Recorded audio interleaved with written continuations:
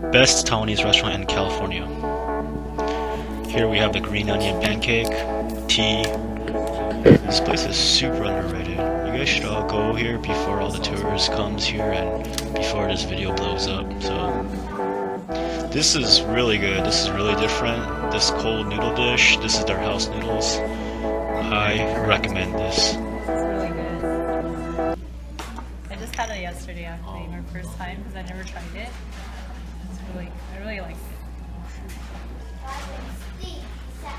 What's in it? It's like vegetables, stir-fried vegetables, and then like shrimp, jellyfish, and then mix it with mustard sauce, and also the foot pea. This is the rice paper kind of thing. Yeah. You guys can ask for more mustard sauce if you want. Enjoy. Alright, thank you. Oh, damn. You need this stuff right here? Alright, this is how you make some Taiwanese food. Put this. So good.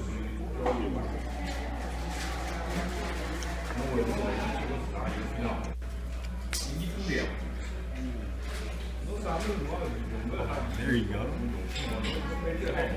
Delicious, huh? There's some chicken for you, man. Ooh. Alright, Evan.